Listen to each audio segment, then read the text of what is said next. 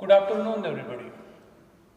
C E टीचा हा या रोटेशनल डायनॅमिक्सचा 12 नंबरचा व्हिडिओ की ज्याच्यामध्ये आत्तापर्यंत आपण काय काय पाहिलं तर काही सर्क्युलर मोशन आणि रोटेशनल मोशनचे सिनॉप्सिस त्याच्यावरचे असलेले MCQ. ठीक आहे.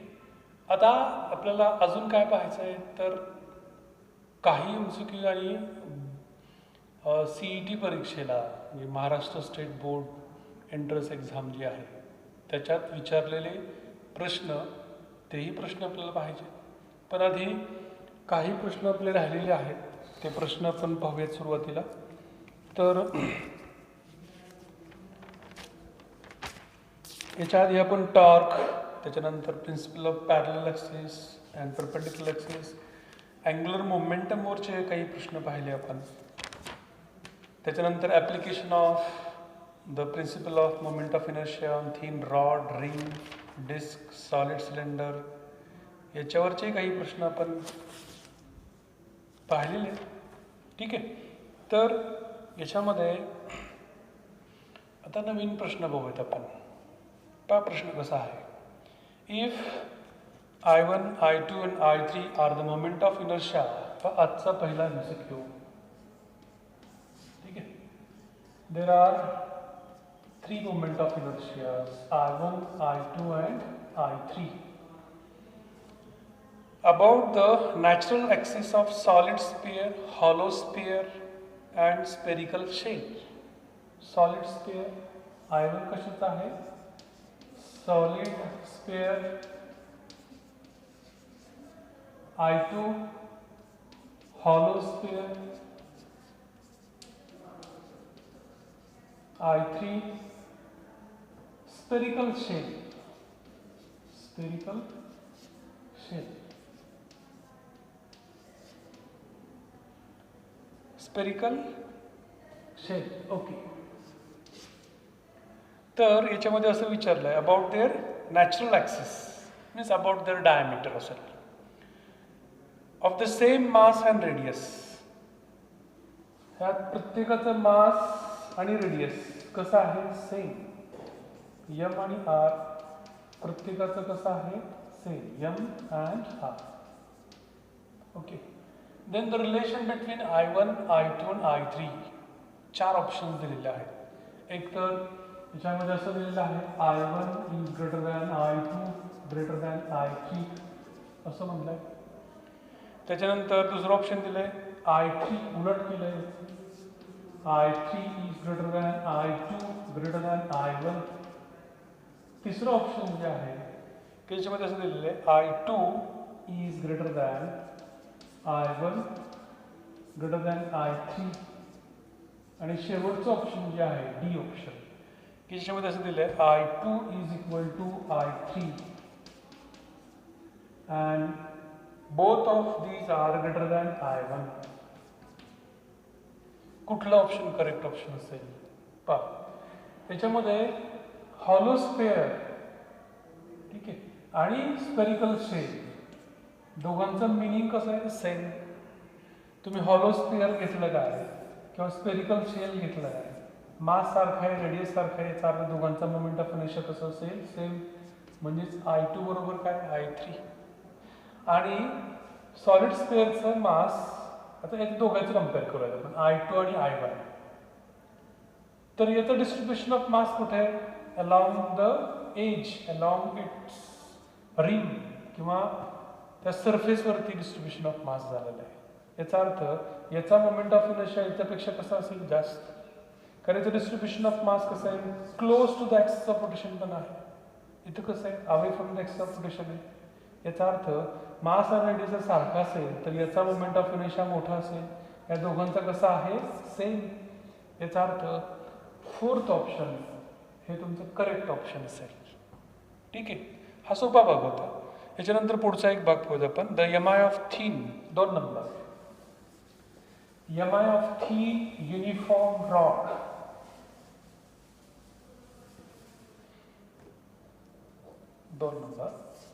MI of thin uniform rod of length L and mass M. Length L, mass M. Thin uniform rod. Okay. About an axis passing to the point at a distance L by 4 from the center and perpendicular to its length.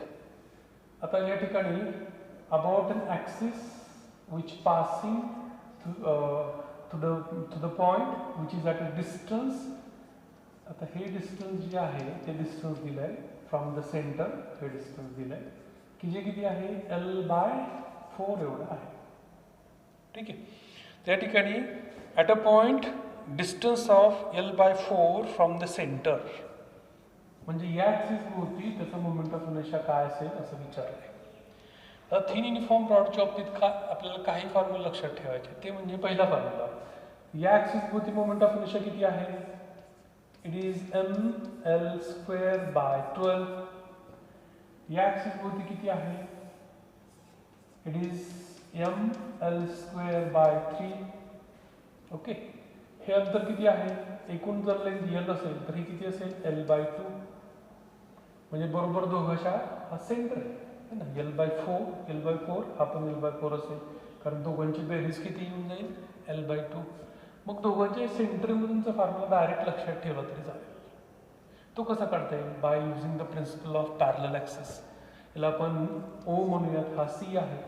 So IO is equal to IC plus MH². हा formula आपला principal of parallel ॲक्सिसचा. त्याच्यामध्ये IO म्हणजे हा काढायचा होता. IC किती आहे?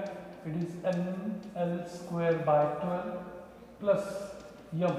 What is H? H is the L/4. So it becomes L/4 bracket square.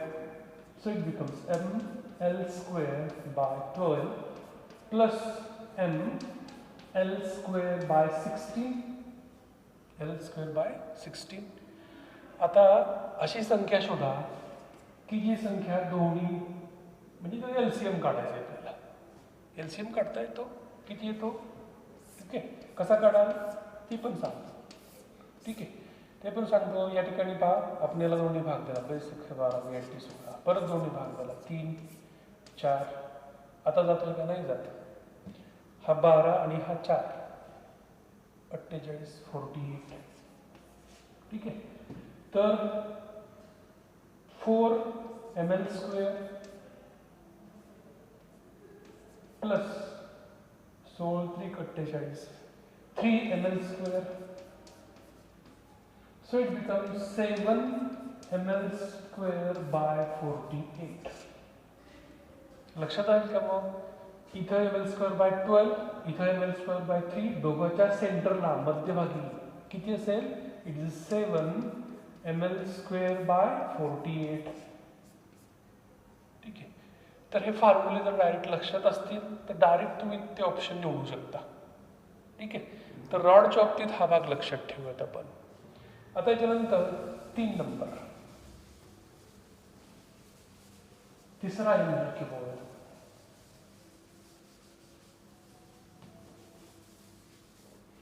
की ज्याच्यामध्ये काय दिले पहा. 3 आयडेंटिकल सॉलिड डिस्क. शेप कुठला आहे? Disk.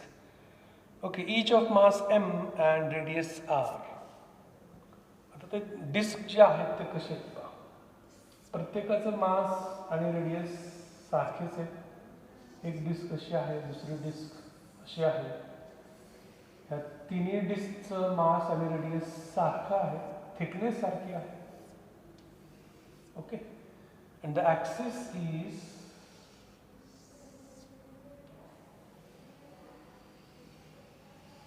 which is shown in the figure A.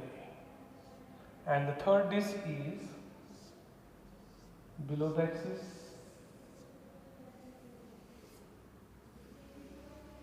Then the moment of inertia of these 3 discs about this axis. Then R is the radius, M is the mass of each axis. The axis which is shown in the figure is the axis which is tangent to the plane of the disc. Tangent है ना?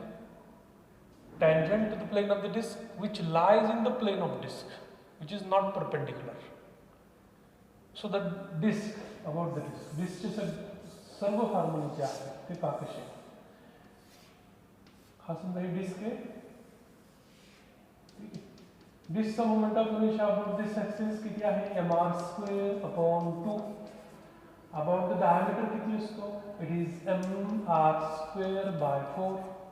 About the tangent which is in the plane of the disk is the mr²4 plus mr², it becomes 5/4 mr², and the tangent which is perpendicular to its plane is the mr²/2 plus mr² become 3/2 mr², 3/2 mr². आता tangent कसं आहे आपला असा आहे, म्हणजे या axis भोवती moment of inertia प्रत्येक डिस्कचा किती असेल? एवढा असेल, 5/4 mr². अशा किती डिस्क आहेत? 3. तिघांचा सरळ बेरीज, म्हणजे तिघांची सरळ काय होईल? बेरीज होईल. तिघांची बेरीज केली आपण म्हणजे किती होऊन जाईल ते? 3 टाइम्स, म्हणजे 15/4 mr². 15/4 about this axis the moment of inertia of disc is the 15/4 mr². आता याच्यानंतर पुढचा पाहूयात आपण, what is the moment of inertia. ठीक आहे, याच्यामध्ये आपल्याला ॲक्सिस जर वेगळा घेतला तर याचा मोमेंट ऑफ इनर्शिया वेगवेगळा कसा येऊ शकतो तेही काढता येईल आपल्याला. ठीक आहे, समजा ॲक्सिस कसा घेतला, ॲक्सिस चेंज करूया आपण. ठीक आहे, if axis passing through the centre of the two, असं जर केलं आपण तर आपल्याला हे डिस्टन्स काढावं. ठीक आहे, हे डिस्टन्स 2r, हे डिस्टन्स 2r, आणि मग आपल्याला जो इक्विलॅटरल ट्रायंगलचा हाईटचा जो फॉर्म्युला आहे किंवा हा 60 डिग्री आहे काढता येऊ शकतं. पण आता सध्या नको, पुढचे तशा प्रकारचे काही MCQ आहेत ते पाहूयात आपण. आत्ता सध्या काय करूयात आपण, पुढचा MCQ पाहूयात आपण. तो असा आहे, किती नंबरचा आहे आता? हा 4 नंबरचा. काय 4 number. What is the moment of inertia of hollow sphere about the of a radius 3 centimeter? Hollow sphere of radius 3 centimeter. Hollow sphere. Okay. This hollow sphere or the spherical shape. Radius किती आहे? 3 centimeter. Density is given. Rho is given. Density is given. That is a 3 gram per centimeter cube. Okay. About its diameter in CGS system. About its diameter in CGS system. Hollow sphereचा formula जो आहे about diameter, it is a 2/3 mr². Okay, मग याच्यामध्ये आपल्याला m दिलेलं नाही, r फक्त दिलेला आहे. ठीक आहे, m कसं काढता येईल? Mass of the sphere. ठीक आहे, मग हा मास ऑफ द स्फिअर कसं काढता येईल आपल्याला? तर mass is the density into volume. Density into volume. तर याच्यामध्ये या ठिकाणी इथे आपल्याला डेन्सिटी माहिती आहे किती आहे, पण volume it is 4/3 pi r³. ठीक आहे, तर याच्यामध्ये या ठिकाणी हा फॉर्म्युला आपण याच्यामध्ये ठेवला. ठीक आहे, तर I बरोबर काय येऊ शकतं? It is 2/3 as it is. m is the rho into 4/3 pi r³ into r². याच्यामध्ये r ची किंमत माहिती आहे आपल्याला, rho ची किंमत माहिती आहे, ती किंमत ठेवा आणि सोडवा, तुम्हाला moment of inertia of that hollow sphere about the diameter भेटून जाईल. तर या ठिकाणी इथं या न्यूमेरिकलमध्ये जर सॉलिड स्फिअर जर विचारला असता तर कुठे बदल झाला असता? याच न्यूमेरिकलमध्ये हॉलोच्या ठिकाणी जर सॉलिड विचारलं असतं, ठीक आहे, तर कुठे बदल झाला असता? तर एका ठिकाणी बदल झाला असता. तो कुठे झाला असता? तर इथं 2/3च्या ठिकाणी काय आलं असतं? 2/5. बाकीचा भाग, हा भाग पण तसाच राहिला असता. अशामध्ये या ठिकाणी इथं आपल्याला हे आपण जर सोडवत गेलो आपण तर आपल्याला या ठिकाणी किती व्हॅल्यू भेटू शकते ते बघूयात आपण, किंमत काढूयात आपण. ठीक आहे, it is 2/3 into rho is 3 into 4/3 into pi into r raised to 5 म्हणजेच आरचा 5वा घात म्हणजे 3चा कितवा घात येईल 5वा घात येईल. ओके, हा 3 3 कॅन्सल झाला, याच्यातला 3 1 कॅन्सल झाला, किती शिल्लक राहिले 4, म्हणजे दोघांचा गुणाकार किती येतो 8, आणि 3चा कितवा घात येतो 4था घात येतो 5. हे सोडवत गेलात की तुमचं जे काही उत्तर असेल ते काय असेल, it is a gram centimetre square. काय असेल, ग्रॅम सेंटीमीटर स्क्वेअर. तर अशा पद्धतीने तुम्हाला त्या ठिकाणी त्याचं उत्तर हे काढता येईल. तर याच्यानंतर आपण पुढचा जो आहे तो पुढचा MCQ पाहूयात आपण, की जो कसा आहे पहा.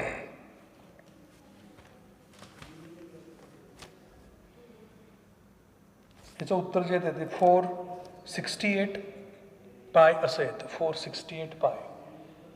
3 म्हणजेच काय, 9चा वर्ग है ना, 3चा 4था घात म्हणजे 9चा वर्ग, 3चा वर्ग 9, 3 गुणिले 3 गुणिले 3 गुणिले 3, 81 येत आहे, 81. 8 1 8, 8 8 64 आलं, 648 पाय ग्रॅम सेंटीमीटर स्क्वेअर. ओके, तर याच्यानंतर 5 नंबरचा MCQ पाहूयात आपण.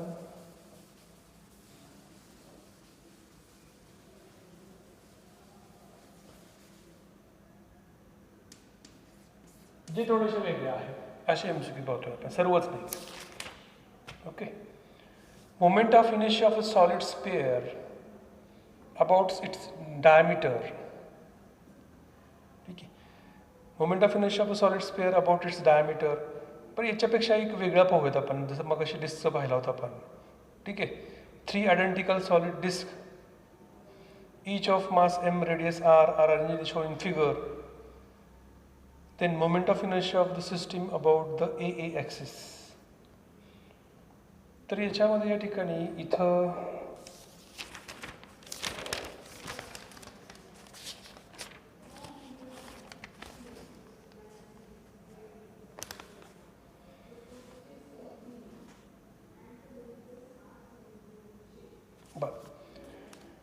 तर याच्यामध्ये moment of inertia of a solid sphere, आधी हा पाहूत आपण. Moment of inertia of solid sphere about its diameter is I. Moment of inertia of a solid sphere about its diameter is I is given. Okay, if that sphere is recast into 8 identical small spheres, if the sphere is recast, याला आपण melt केलं, वितळवलं आणि परत छोटे छोटे छोटे असे काही किती आपण आयडेंटिकल स्पेअर तयार केलेत, 8.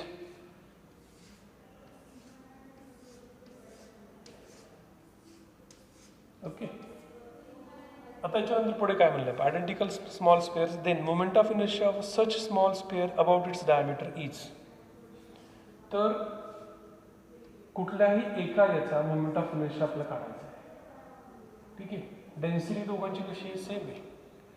मग याच्यामध्ये व्हॉल्यूम आणि त्याचा रेडियस म्हणजे तो जो काही बदल होतो आहे, मास चेंज होतं त्याचा, तर त्याच्यामध्ये moment of inertia of spare I is equal to 2 by 5 mr square.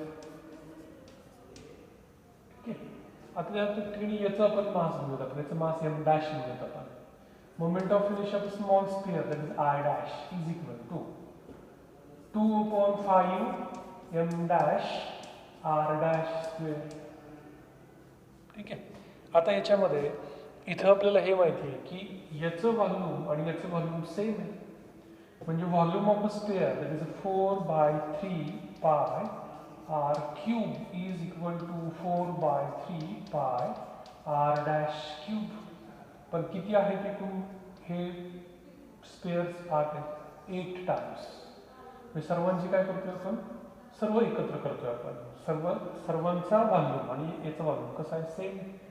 याच्यामध्ये 4/3 पाय get cancel. So R, relation between small r and r dash, किंवा या r आणि r dash म्हणतो आपण त्याला. ठीक आहे, तर या ठिकाणी r cube is equal to 8 times r dash cube, cube root both the side. we get r is equal to 2 times r dash. म्हणजे याचा रेडियस जो आहे तो याच्या कसा आहे दुप्पट आहे, कारण हा 2चा काय आहे क्यूब आहे, म्हणजेच r बरोबर काय येतं r इंटू r डॅश. आता याच्यानंतर मास पाहूयात आपण. ठीक आहे, तर मास जे आहे याचं मास आणि याचं मास सारखं आहे का, नाही, वेगवेगळं आहे. ठीक आहे, तर डेन्सिटी मात्र सारखा आहे. पहा, mass is the volume into density. ठीक आहे, व्हॉल्यूम दोघांचं कसं आहे वेगवेगळं आहे.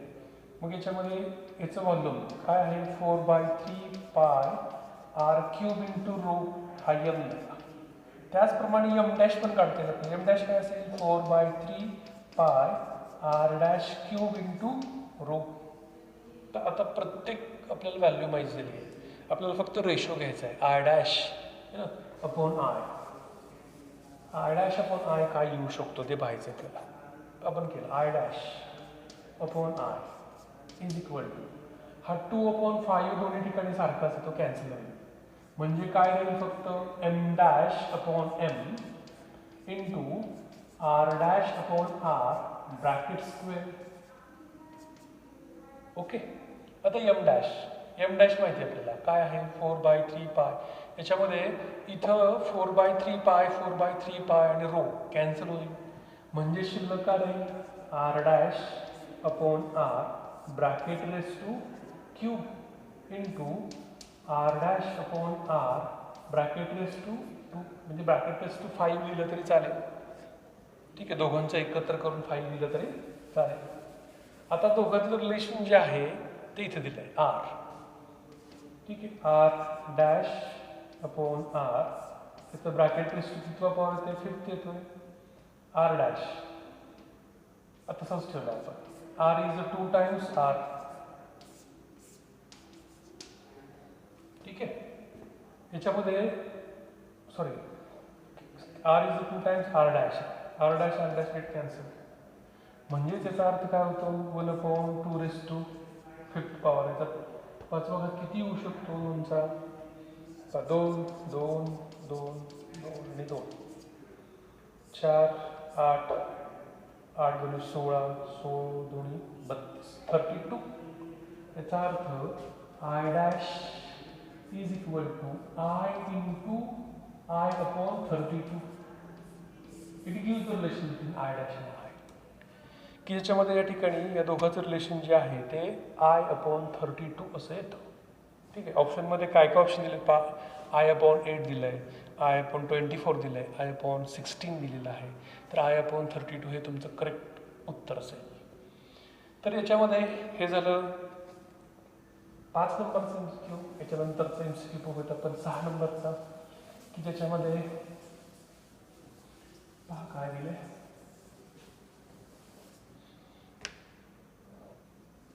6, की ज्याच्यामध्ये पहा याच्यानंतरच्या MCQ मध्ये काय दिले a solid sphere and a solid disk. Solid sphere and solid disk having the mass solid sphere and solid disk. Okay, दोन वेगवेगळ्या वस्तू आहेत. Having the same mass and radius, both rolls down on the same inclined plane. What is the ratio of their acceleration?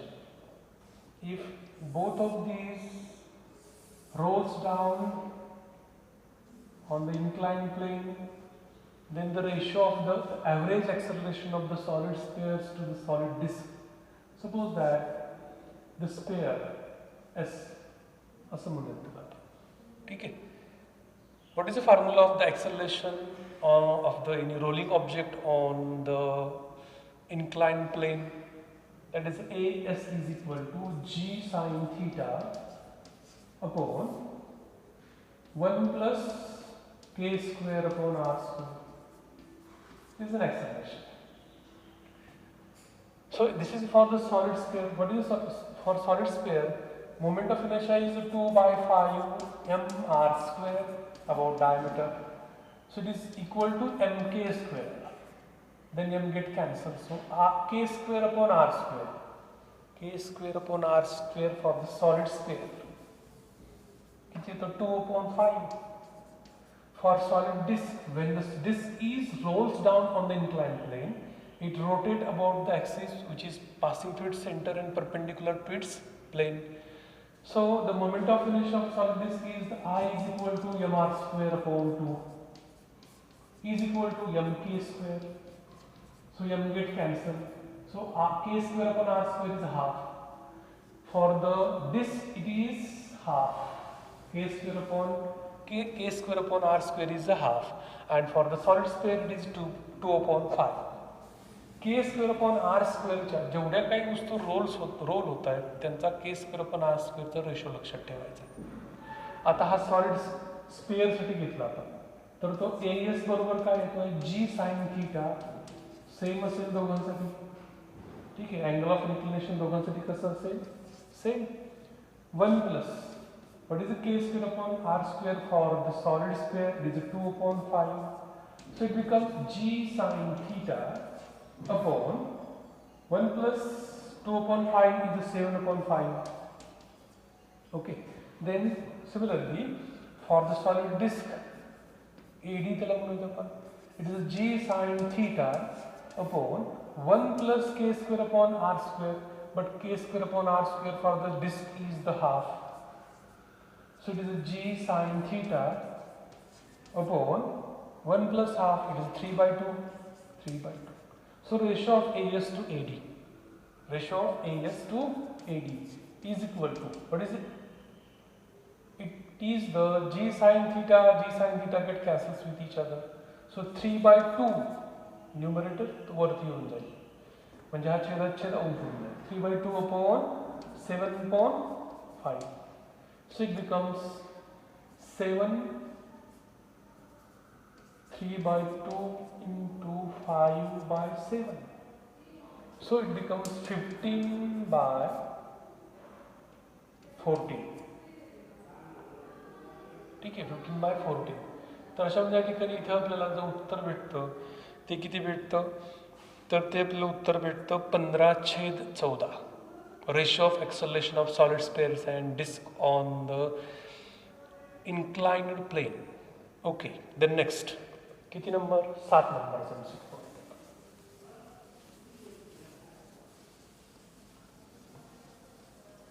की ज्याच्यामध्ये काय दिलं का. Next, 2 spheres each of mass m and radius r. Sphere किती आहे 2 आहे, प्रत्येकाचं mass आणि radius same. Are connected with the massless rod of length 2r. These 2 spheres are connected with the massless rod of length 2r. याची length किती आहे 2r एवढी आहे. The moment of inertia of a system about an axis passing through center of one of the sphere and perpendicular to the rod will be. म्हणजे आता axis of rotation कसा आहे असा, passing through the center of one of the solid sphere and perpendicular to the length of the rod.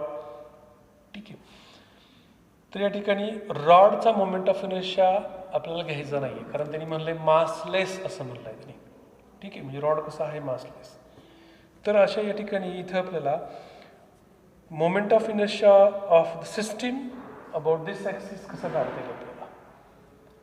तर या ठिकाणी आधी आपण याचा मोमेंट ऑफ इनर्शिया काढूया पहिल्या स्पेअरचा, की जो किती भेटतो, it is 2/5 mr², because it is solid spare. ठीक आहे, 2 स्पेअर्स इच ऑफ मास असं म्हणतात. Solid spare 2/5 mr². आता आपल्याला याचा मोमेंट ऑफ इनर्शिया काढायचा आहे अबाउट दिस ॲक्सिस. मग याला IO म्हणलं आपण, याला C म्हणलं आपण. तर IO is equal to IC plus mh² असं ठेवतो. ठीक आहे, तर या ठिकाणी इथं हा जो मोमेंट ऑफ इनर्शिया आहे तो IC किती आहे, it is 2/5 mr². It is 2/5, कारण या ठिकाणी याचा मोमेंट ऑफ इनर्शिया या ॲक्सिस वरती किती असेल IC त्याला म्हणतो आपण, इट इज 2/5 mr². पण या सिस्टीममध्ये ज्यावेळेस हा असा रोटेट होतो, ठीक आहे, याच्यामध्ये 2 मोशन्स आहेत. ही तर मोशन आहेच, कुठली circular motion about this axis. पण जर याला व्यवस्थित पाहिलं तुम्ही किंवा याला जवळ घेतलं तुम्ही तर तो त्याच्या ॲक्सिस भोवती पण फिरतोय, म्हणजे त्याला रोटेशनल मोशन पण आहे आणि सर्क्युलर मोशन पण आहे. म्हणून आपण या ठिकाणी हा फॉर्म्युला वापरतो, IO is equal to IC plus mh². त्याच्यामध्ये प्लस m, दोघांमधलं डिस्टन्स किती आहे 2r एवढं डिस्टन्स आहे, त्याचं ब्रॅकेट स्क्वेअर. दोघांमधलं अंतर किती आहे 2r, h किती असेल इथे 2r. तर या ठिकाणी 2/5mr² प्लस याचा जर वर्ग केला आपण तर 4 टाइम्स mr².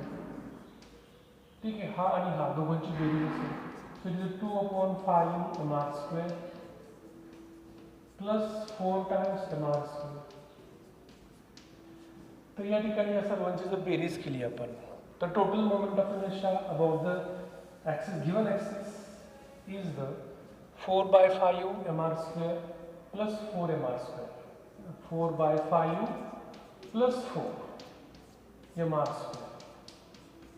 तर या दोघांची बेरीज जी आहे 20 आणि 4 24, 24/5mr². 24/5mr².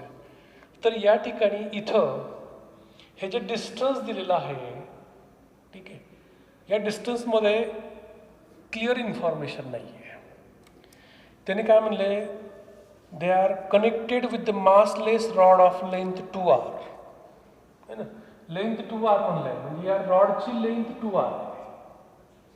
ठीक आहे, आणि कनेक्ट करताना त्याने इथं जॉईंट केलंय का याच्या सेंटरला जॉईन केलंय हे नाही सांगितलं. आत्ता आपण कसं गणित धरतोय, हा रॉड इथून सुरुवात होतोय म्हणजे या रॉडची लेंथ इथून मोजतोय आपण, म्हणजे ही लेंथ अशी आहे. जर आपण रॉडची लेंथ अशी जर गृहीत धरली तर आपल्याला हा आर आणि हा आर, तो आर पण त्याच्यामध्ये ॲड करावा लागेल.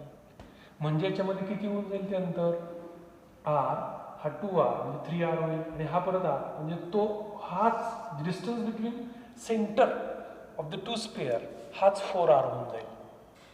पण सध्या काय करायचं आपल्याला, या दोघांच्या डिस्टन्स सेंटरमधलं अंतर किती घ्यायचं आहे 2r एवढा घ्यायचं आहे. तर अशामध्ये या ठिकाणी सध्या तो किती येतोय 24/5mr² येतो. याच्यानंतर एक मगाशी आपण पाहिलं होतं हे ना डिस्कचं, तसाच एक शेवटचा MCQ पाहूया. तो असा आहे, देर आर 3 रिंग्स. डिस्कच्या ठिकाणी काय आहे रिंग, त्या रिंग्स कशा कनेक्ट केल्या आहेत पहा. This is first ring, there is another second ring and the third ring. They are connected in such a that we show in the figure. 3 rings, disk घ्या, ring घ्या. ठीक आहे, या तिन्ही डिस्कचं किंवा रिंगचं मास कसं आहे सेम, मास आणि रेडियस कसं आहे same, and axis passing through the center of the 2 rings असा ॲक्सिस आहे. आता या ह्याच्यामध्ये या 2 रिंगचं, तिन्ही रिंगचं रेडियस आणि मास माहिती आहे आपल्याला. तर पूर्ण सिस्टीमचा मोमेंट ऑफ इनर्शिया आपल्याला काढायचा आहे. तर पूर्ण सिस्टीमचा मोमेंट ऑफ इनर्शिया कसा काढता येईल आपल्याला, तर या 2 रिंगचा मोमेंट ऑफ इनर्शिया माहिती आहे, तो किती आहे, it is mr²/2 because moment of inertia of ring disk घेतलं तर ते mr²/4 येईल. आता रिंग घेतोय आपण, सो इट इज mr²/2 एकाच असेल, याचा किती असेल mr²/2. दोघांची बेरीज केली आपण, so it becomes only mr²/2 plus mr²/2 it is mr². म्हणजे 2 रिंगचा मोमेंट ऑफ इनर्शिया भेटला आपल्याला, दॅट इज mr². ओके, आता आपल्याला याचा मोमेंट ऑफ इनर्शिया काढायचा अबाउट दिस ॲक्सिस. पण यासाठी आपल्याला परपेंडिक्युलर डिस्टन्स माहीत पाहिजे. त्यासाठी आपल्याला एक ट्रायंगल तयार करावा लागेल. हा ट्रायंगल तयार केला, ठीक आहे. हा ट्रायंगल कसा असेल, इक्विलॅटरल ट्रायंगल असेल. ह्या प्रत्येक ट्रायंगलची जर बाजूचा विचार केला आपण, ठीक आहे, तर ही बाजू नाव देऊया आपल्याला ADC. ह्या प्रत्येक बाजू जी आहे ती सारखी असेल, AB बरोबर BC बरोबर AC which is equal to how much R plus R, किती असेल 2R. ठीक आहे, आता या ठिकाणी इथून एक मी लंब टाकतो इथे, तर हे डिस्टन्स R, हे डिस्टन्स R असेल, हे डिस्टन्स किती R, हे डिस्टन्स R, हे डिस्टन्स माहिती आहे 2R एवढा आहे. हा अँगल किती आहे? इक्वल 60 डिग्री आहे. 60 60 60. आपल्याला अपोजिट साईड काढायची आहे. समजा डी म्हणूया आपण. हा पॉईंट जो आहे तो कुठला आहे? डी. बी डी परपेंडिक्युलर ड्रॉ केला आहे आपण AC वरती. तर या ट्रायंगलला व्यवस्थित पहा, अपोजिट साईड काढायची आहे. म्हणजे sine 60. Sine 60 is equal to opposite side, that is BD, above hypotenuse, that is 2R. हायपोटेन्यूसला काय म्हणतो आपण? BC. आपल्याला BD ची व्हॅल्यू काढायची. So BD is equal to BC into sin 60. BC is the 2 times R. BC is the 2R. And sin 60, it is a root 3 by 2. It is a root 3 by 2. This 2 get cancels. So the perpendicular distance of the disk, the third disk, from the axis of rotation is the BD, and which is equal to R under root 3. It is R under root 3. मग तिथं disk घेतली तुम्ही आणि disk connect केली असतील तर हे अंतर तेवढंच येईल, R under root 3. ठीक आहे. आता याच्यामध्ये आपल्याला ह्या दोन रिंगचा किंवा दोन या वस्तूंचा मोमेंट ऑफ इनर्शिया, सध्या रिंगचं किती आलं? mr² आलं.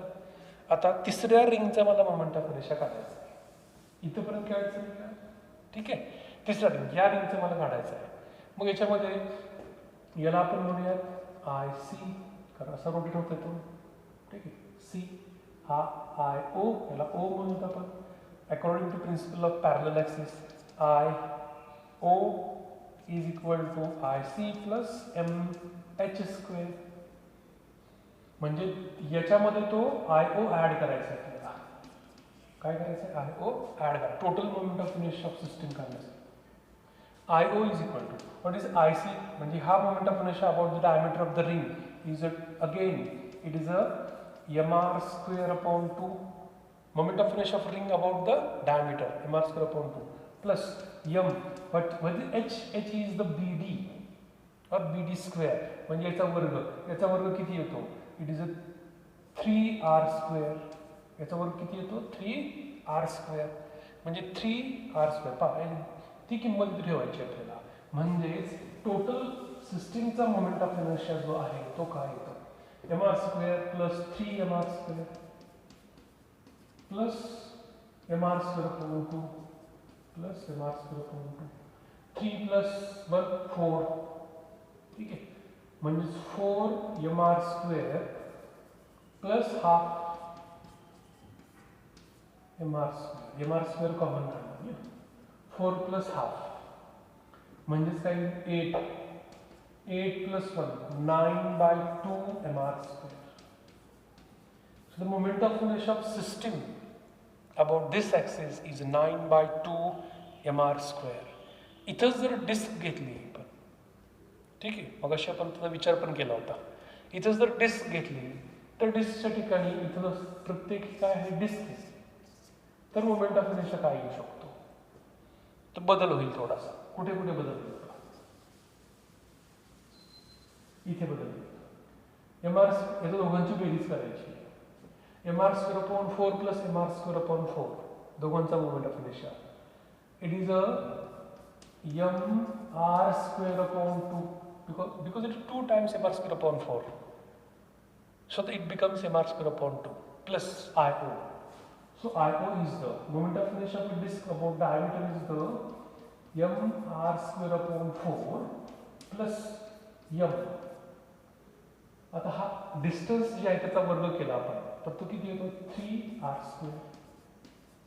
म्हणजे याच्यामध्ये याची जर बेरीज केली आपण तर ती बेरीज किती येते?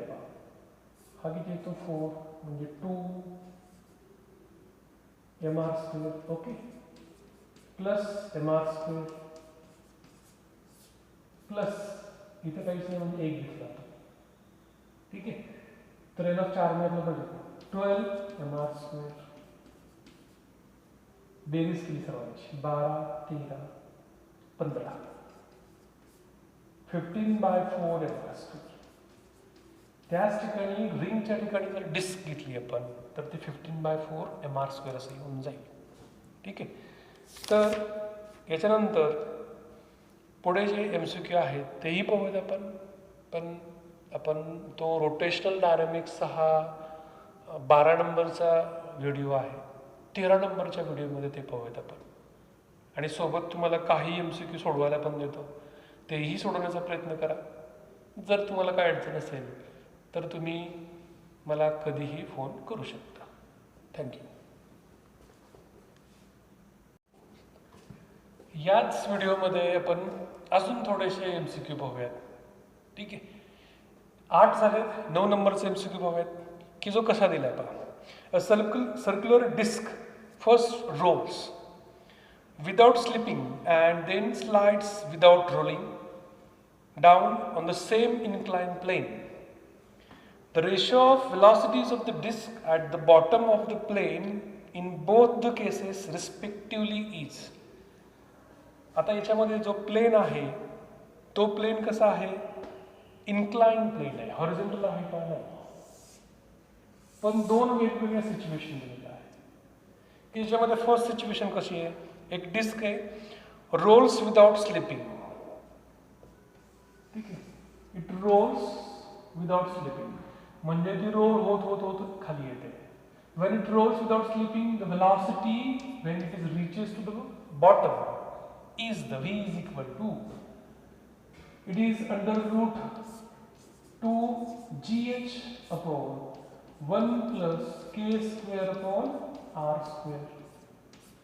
Okay, when it reaches at the bottom, it is under root 2 gh upon 1 plus k square upon r square. Okay.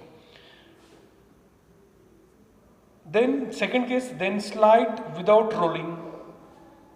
When it slide without rolling, ठीक है, जी slide होते हैं त्यावेळेला when it is reaches the bottom, the speed of the disk when it reaches at the bottom, it is v is equal to, जर rolling होतच नसेल याचा अर्थ या ठिकाणी हा पार्ट त्यामध्ये येणारच नाही. म्हणजे फक्त काय म्हणजे it is under root 2 GH असे येईल. इथे तुम्ही थर्ड कायनेमॅटिकल इक्वेशन वापरलं समजा तरी तुम्हाला या ठिकाणी v ची किंमत भेटू शकते आणि it is under root 2 GH. तर याच्यामध्ये या ठिकाणी या ratio of velocities of the disc at the bottom of the plane in the both cases respectively is. तर या दोघांचा रेशो तुम्हाला विचारलेला आहे. समजा याला आपण v डॅश म्हणूया, ठीक आहे, आणि त्याला v असं म्हणूयात आपण. तर दोघांचा रेशो कसा येऊ शकतो ते विचारले. तर इथं आपल्याला k square upon r square डिस्कसाठी काय येतो, when it rolls down it moves, it rolls about, it rotates about an axis which passes through its center and perpendicular to its plane. It means its moment of inertia is mr square upon 2. So mr square upon 2 is equal to mr square, so k square upon r square becomes half. So put the value of k square upon r square is equal to half for the disk when it rolls down on the inclined plane. So v becomes, it becomes under root 2 GH upon 1 plus half, so it becomes 3 by 2. So v upon v dash, v upon v dash is equal to under root 2 GH upon 3 by 2 upon under root 2 GH. Under root 2 GH get cancels with each other. So it becomes under root 2 upon 3, or it can be written under root 2 as 2 under root 3. So ratio of v as to v dash is the under root 2 as to under root 3. ठीक, तर अशा पद्धतीने आपल्याला याचं उत्तर काढता येतं. याच्यानंतर पुढचा MCQ पाहूयात आपण. A string is wrapped several times round a solid cylinder. 10 number. एक दोरी आहे, एका सिलेंडरला अशी गुंडाळलेली आहे. ठीक आहे, हा एक सॉलिड सिलेंडर आहे.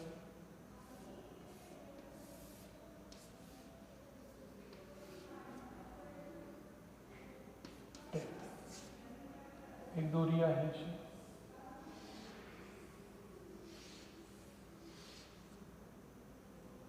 त्याच्यावरती काय केलेले आहे, wrap several times round a solid cylinder, then free end of the string is held stationary. याचा फ्री एंड कसा आहे, स्टेशनरी आहे. तर पुढे असं दिलेलं आहे, if the cylinder is released to move down, म्हणजेच या ठिकाणी इथं हा सिलेंडर जर आपण सोडून दिला तर तो असा गोल फिरत फिरत फिरत खाली येऊन जाईल, which rotate about its geometrical axis which passing through its centre and perpendicular to its plane. Then, if the cylinder is released to move down, then acceleration of the cylinder is. तर अशा वेळेला त्या सिलेंडरचं acceleration काय असेल असं विचारलंय. तर याच्यामध्ये या ठिकाणी या केसमध्ये इथं the moment of inertia of a solid cylinder about this axis is the same as the moment of inertia of the disk about the axis, geometrical axis or its transverse axis, it is m r square upon 2. पण याचं acceleration विचारलेलं आहे, तर ते acceleration कसं काढता येईल आपल्याला. तर याच्यामध्ये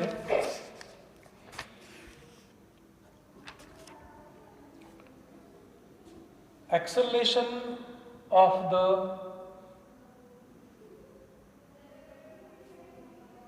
solid cylinder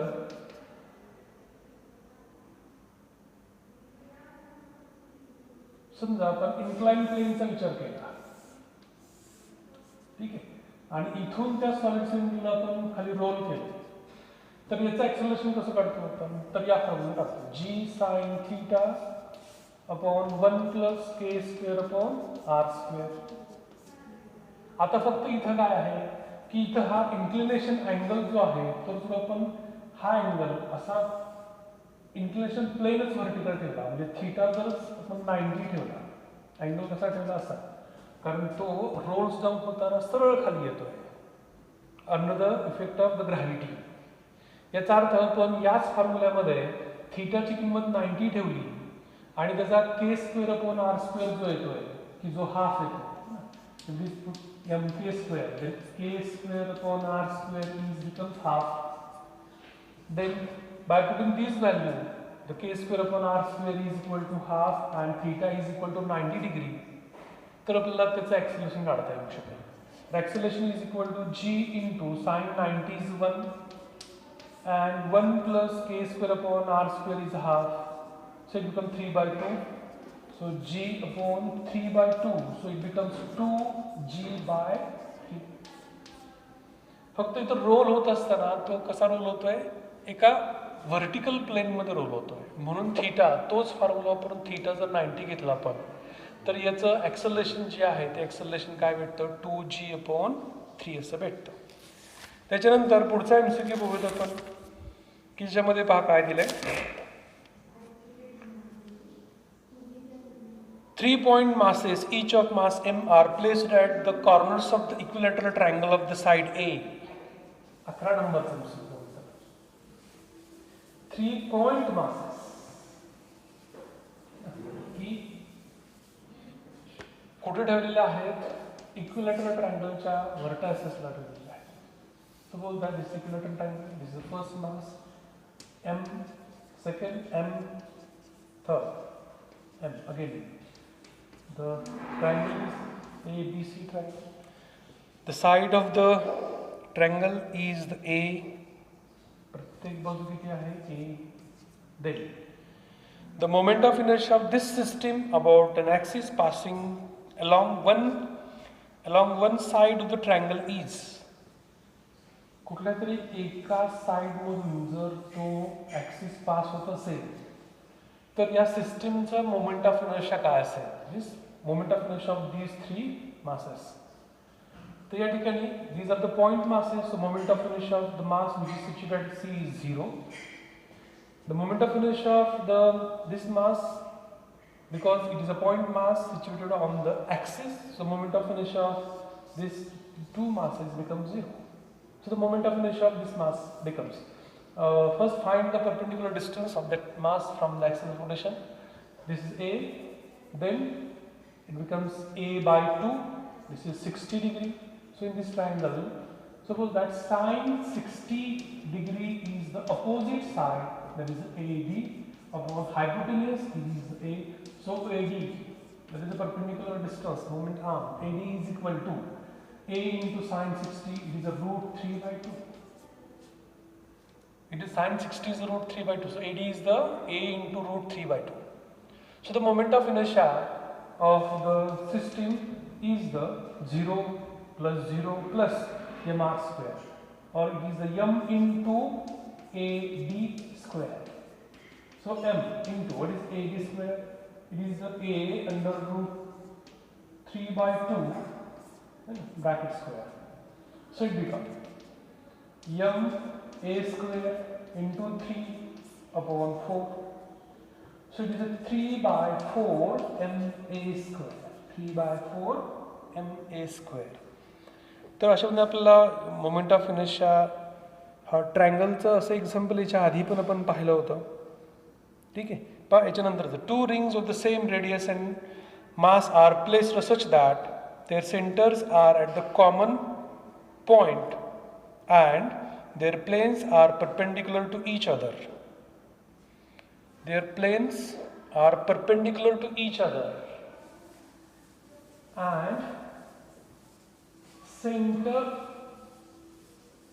of the two rings are common. कसं असेल? एक रिंग अशी वर्टिकल प्लेन मध्ये आहे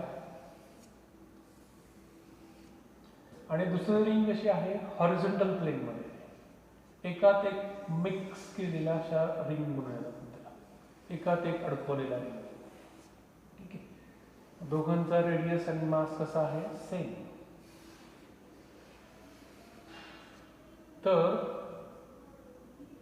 या ठिकाणी आपल्याला या सिस्टीमचा मोमेंट ऑफ इनर्शिया विचारलेला आहे.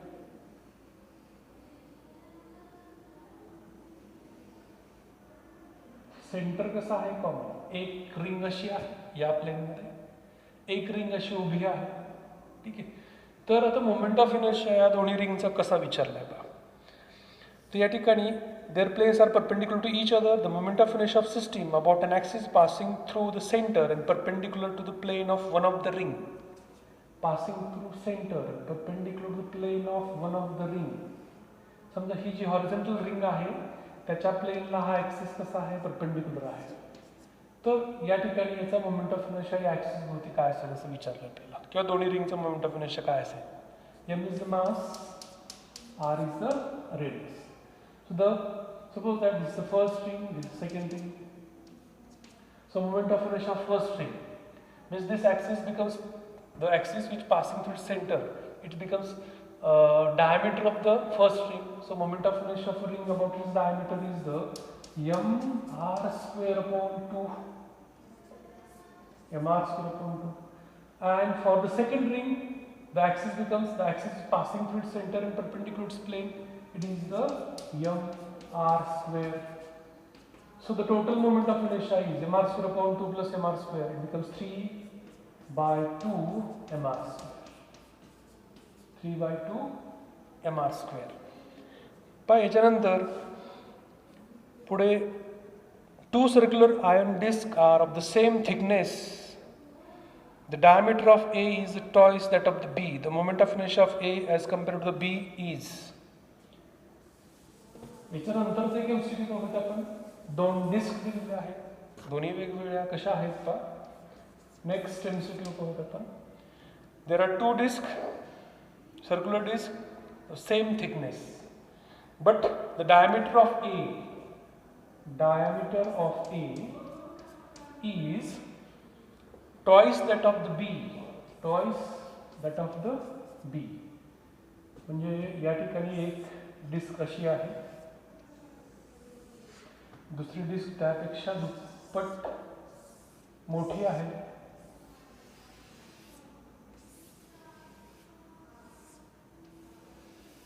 ठीक आहे.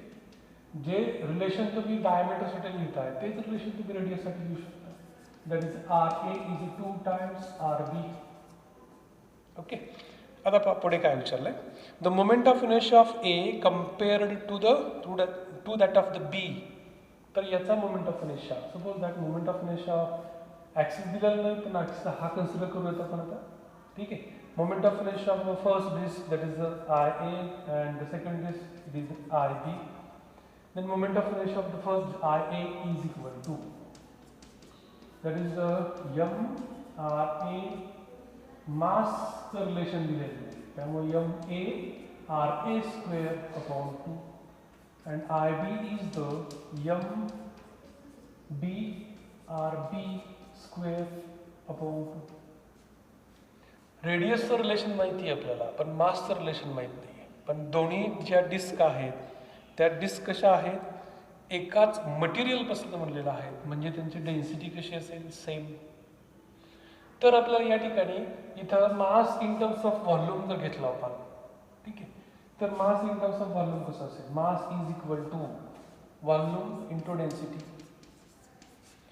So the volume is the volume of the disk. It is a pi r square into thickness. Suppose that dt is the thickness. Then the mass of the first disk is ma is equal to rho into pi r a square into dt. दोघांची thickness same आहे असं सांगितलेलं आहे. Thickness कशी आहे, same. तर M बी बरोबर काय असेल, it is rho into pi rb square into dt.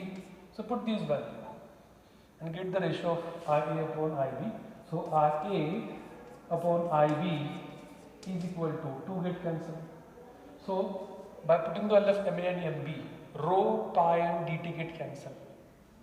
So Ra square becomes Ra upon Rb bracket raised to 4. कारण मासमध्ये त्याचा वर्ग येतो, ऑलरेडी आरचा वर्ग आहे, याचा अर्थ आर ए अपॉन आर बीचा 4th पॉवर येऊन जाईल. दोघांचं रिलेशन माहिती आहे आपल्याला कसं आहे, it is 2 times r b असं आहे upon r b. So r b काय, ठीक आहे, याचा 4th पॉवर आहे, म्हणजे त्याचा 4th किती येतो, 16 येतो. R b get cancel. So 2⁴ becomes 16. So the moment of inertia of the first, हा मोठा, हा लहान, ठीक आहे, उलट झालं ते, याचा रेडियस मोठा पाहिजे, याला आपण ए म्हणूयात, याला बी म्हणूयात. ओके, मग बरोबर होईल. Okay, I A is 16 times काय येऊन जाईल, आय बी. हे तुमचं करेक्ट ऑप्शन असेल. ठीक आहे, थांबूयात इथेच आपण. त्याच्यानंतर रोटेशनल डायनॅमिक्स 13 मध्ये राहिलेले MCQ पाहूयात आपण. थँक्यू.